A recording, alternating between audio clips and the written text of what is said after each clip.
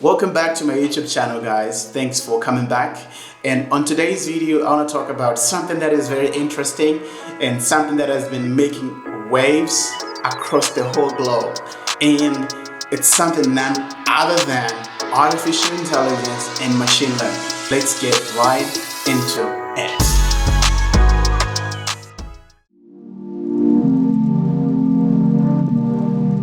Before we talk about the history of machine learning and artificial intelligence, I want to first of all talk about what is artificial intelligence and what is machine learning. So let's start with artificial intelligence. Artificial intelligence is a concept in computer science that refers to the simulation of human behavior or intelligence in machines. And when we talk about that, we're talking about the development or creation of techniques, systems, and algorithms that can actually enable computers or machines to have human-like abilities. And when we talk about human-like abilities, we're talking about problem solving, we're talking about like learning, and even decision making. That's what AI is.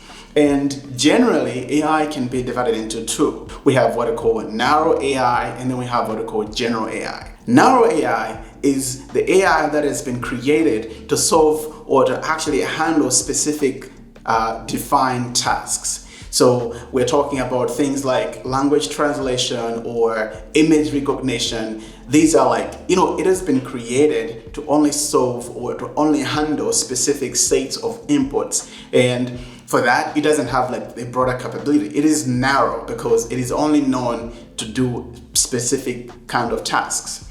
And on the flip side of things, when we talk about general AI, we're talking about artificial intelligence that is very advanced, that it can handle different kinds of inputs and questions or anything that you can ask it.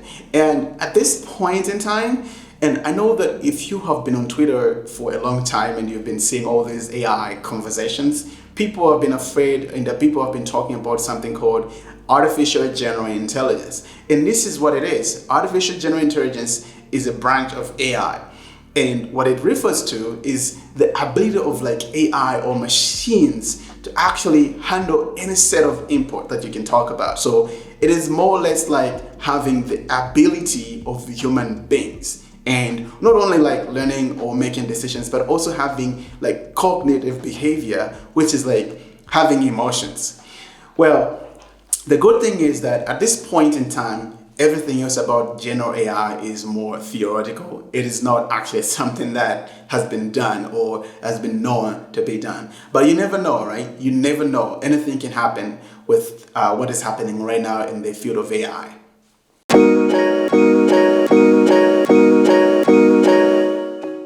I want to tell you something that I want you to keep right now in your mind.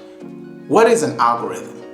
An algorithm in computer science refers to a set of instructions or techniques or rules that are used to solve a certain problem. So I want you to keep that in your mind. So next time someone else asks you what is an algorithm, or you hear about what people in computer science talking about algorithms, just know that you actually got it from me, right? I mean, you get it, right? Oh yeah, forget about it. So I want to take you back to your, early days in this world when you were told by your mathematics teacher that 2 plus 2 equals to 4, and maybe 5 minus 4 equals to 1, or 2 times 2 equals to 4.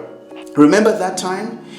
I don't think your teacher actually told you all the numbers in the world and then told you to say, well, if you multiply 5 times 2 equals to 10. I don't think that's what your teacher did tell you, but you just happen to know it over time, right? I mean, you get it, right? You just happen to know over time that if someone else today was to give you a problem about maybe 20,000 divided by 5, you just happen to know how to get to the response or to get to the answer, right? Well, that is exactly what machine learning does. Well, machine learning is a subset of AI that focuses on creating algorithms. Remember algorithms? Remember that? Yes. AI that focuses on creation of algorithms that can learn from data and get better over time. That data over time becomes experience. So it remembers and it knows over time that, well, I think I already encountered this, and this is how I actually solved it. So if I solved it this way, then I can actually do better the next time. So it actually keeps in memory and knows. Machine learning leverages things that already exist. For example, by using techniques that I found in statistics. So classification of data, grouping of data based on specific trends or how the data is looking like. So that is what machine learning is. There are three main types of machine learning. One, supervised learning, unsupervised learning, and thirdly, reinforcement learning. Now, let's first of all start with the first one, which is supervised learning. Supervised learning involves you or the creators of the AI, the machine learning model, to teach it, or the algorithm to teach it on data that has been labeled or classified already. So let's say you are trying to teach an algorithm that could classify people from Africa based on maybe the way the language that they speak. So by that, you would say, if you look at a person who speaks at Swahili, that person comes from maybe the eastern part of Africa. If you look at someone else who talks or speaks French, then that person is coming from this. So you teach them all this, you give them the data that has been well labeled, so that when you next time come again and ask them, okay, I'm looking for I have this person, or I have this group of people that actually speak Portuguese. Where can they be coming from? And then the algorithm would know that, well, because they told me before, or because I have the data that people that speak Portuguese could actually be from Mozambique or maybe Angola, then I will classify this data to say they are from these specific countries. That is what is called supervised learning. Supervised learning involves you giving the AI, the algorithm, specific kind of data that has been well labeled so that the AI can learn from it and get better. On the flip side of things, when we talk about unsupervised learning, we're talking about learning whereby the data that is provided to the algorithm is not classified in any kind of way. The algorithm has to figure things by itself, so it can cluster the data based on how it's looking like. So it's just a whole bunch of data thrown at the algorithm. The algorithm itself has to figure out, so, okay, I think the way this data is looking like, it's looking like this way. And I'm gonna put this people or this group of data this way. I'm gonna take this, put it this way. And then it can come up with names. And then you can maybe say, well, this one means this one means that. So that is unsupervised learning. A summary of that is, unsupervised learning involves unclassified or unlabeled data. The algorithm itself figures things out and tells you, this is how I figured out this data, and this is how it's supposed to be structured. So that is unsupervised learning. Reinforcement learning involves the machine learning algorithm to interact with the outside world and get feedback. So it gets better by, maybe you tell it, okay, this is the data that I've given to you. Can you give me back the response? So it gives you back the response. And then in that kind of response, you say, no, I think this is wrong. And then it gets better. Let's say you're teaching a kid how to solve a specific problem. So you tell them, now, I want you to go and divide 5,000 by 200. And when they go back, they first of all start saying, okay, and then they come back to you with a response to say, well, 5,000 divided by 200 equals to maybe 1,000. And then you tell them, no, that's not right. And they go back, they try to solve it, and then they come back to you and they say, no, maybe this time around they've gotten 2,000, say, no, that's not right. And now that process is what is called reinforcement learning. You are trying to reinforce the algorithm by telling it to go back and forth, receiving feedback. It produces a response, it comes back, and you give it feedback. No, this is not right. It goes back and gets back maybe the right response or maybe the wrong response. So it goes back and forth.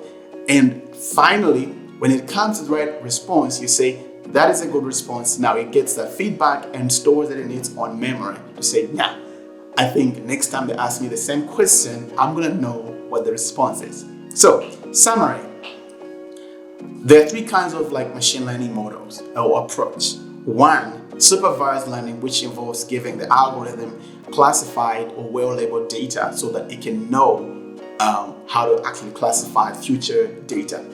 Second one is what is called unsupervised learning. In this kind of learning, you give the algorithm unclassified data, and then you want the algorithm to figure things by itself.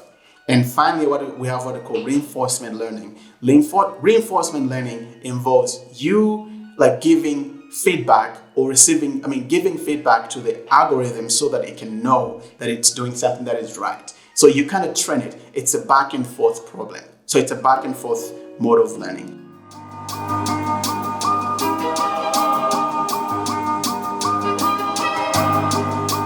Time for history.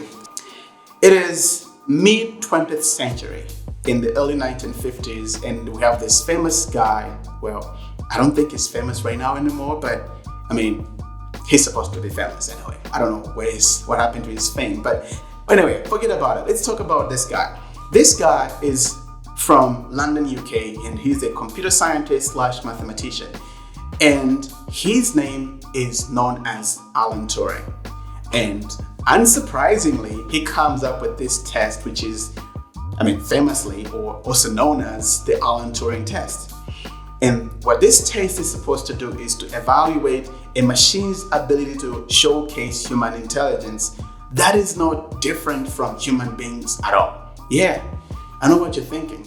It's scary, right? But anyway, this guy comes up with that, and then from then onwards, AI research has actually begun. Somewhere around 1956, we have this conference that is held. It's called the Dartmouth Conference.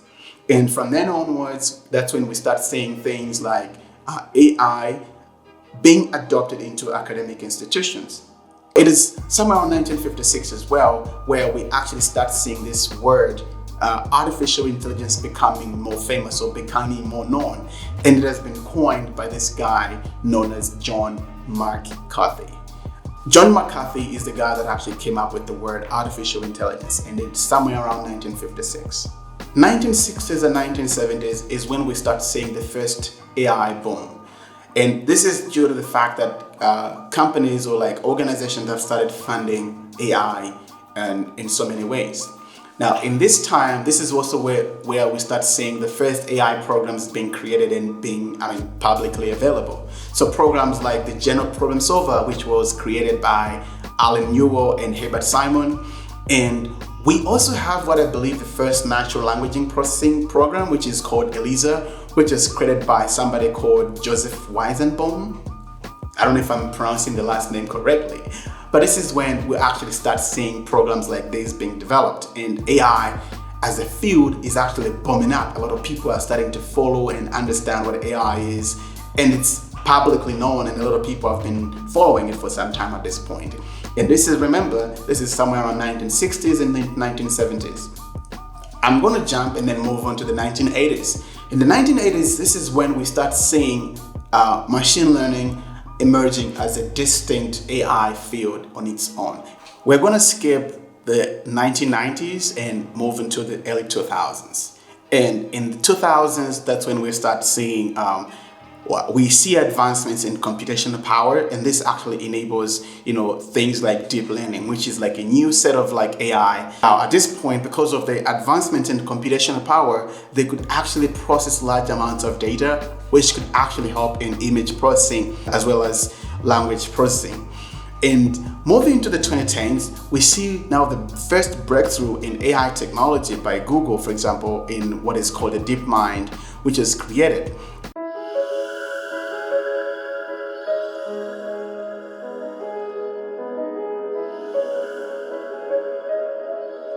Every technology has got its own pros and cons. And for example, we know that right now attention spans have actually decreased. There are research papers that have actually been put out. You can find them on the internet. But right now people don't have so much time to actually watch or listen to or read a book for so long, because our attention spans have been affected with the way we have actually been programmed with the technology that is at our disposal. And it's the same thing with artificial intelligence. Artificial intelligence is really good, but it has got so many concerns and so many dangers. And personally, at the top of the list is what is called artificial general intelligence. And I think I talked about this a few minutes ago. if artificial general intelligence was actually to be achieved, of which right now it's still speculative and a lot of people don't really think it's actually, we're not there yet. And I think we're gonna get there if machines can actually pass the Alan Turing test. I mean, I don't know, but if that happened, then I know for a fact that we have actually hit artificial general intelligence.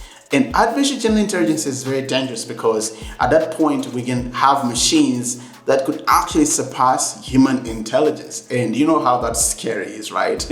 You don't know how, if there were other, computers that could actually do more than what human beings can do. And I'll tell you a very good example of one of my friends. His name is Jacob Mzee, and he's also having a YouTube channel. He said something else on his Twitter page, which I think I'm gonna link in the description below, where he said, what if like all these chat systems or like AI tools were able to communicate with each other? Google's DeepMind AI or ChatGPT were able to actually connect and talk to each other. What could actually happen? Catastrophe. That's if you ask me, but I don't know. But yeah, artificial general intelligence is one of the dangers. If machines can actually surpass human beings in terms of like intelligence, then we are in for a rough ride. All right, secondly, job displacement. AI, as Sam Altman, the CEO of OpenAI, which is the creator of things like ChatGPT, DALL-E, and so many other AI tools, said ChatGPT has the potential to displace a lot of jobs.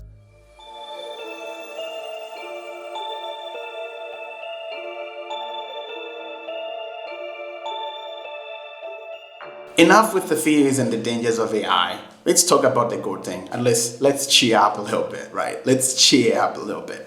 So artificial intelligence is actually very good. It's a good technology. Just like with any other technology, if technology is used the right way, it actually brings good change or good, atmosphere and good advantages to the human race. So at the top of the list, I'm just going to be mentioning some of the advantages of AI that we can use. First of all, there's personalization, because AI can know who I am and what I like based on the previous data. So think about it. Remember the machine learning models? So that's actually seeing what I like and what I don't like. It can be music, videos, or pictures, or whatever, like filters, all of that. So AI can bring about personalization to your life and it can enhance it. And we have AI that is being used in healthcare, where it can predict diseases. Agriculture, AI is used in agriculture. We have transportation, as well as making our homes very smart. It can know based on the environment to say, well, I think it's really hot and Joe likes, a little bit cold weather, so it can make my homes and all the devices that I have, which is called the Internet of Things, much better for my home. So there's so many diverse ways that AI is very useful. So from transportation, agriculture, healthcare, education, making our homes smarter and smarter, so many ways. So you can explore them and help find out ways I can help you.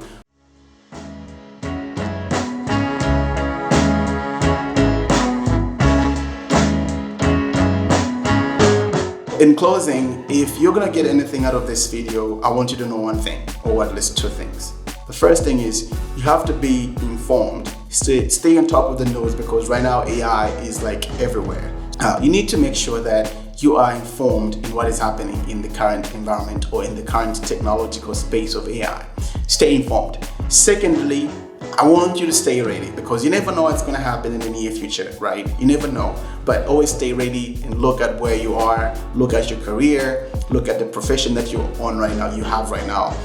Is it going to become extinct? And if so, then what can you do right now to make sure that you are ready for the next, technological advancement? So that's it for this video. I hope you guys learned something, and I wanted to say thank you to all the subscribers, all the people that have, been supportive, all the comments that you shared with me, the feedback that came to me like via Twitter DMs, LinkedIn, or even Facebook. Thank you guys. I appreciate everybody. Make sure that you like and subscribe to this video. And if you can, please share this video with your friends or your communities if you have one, and hoping to see you in the next video. I appreciate you guys. Thank you so much. I'll see you in the next one.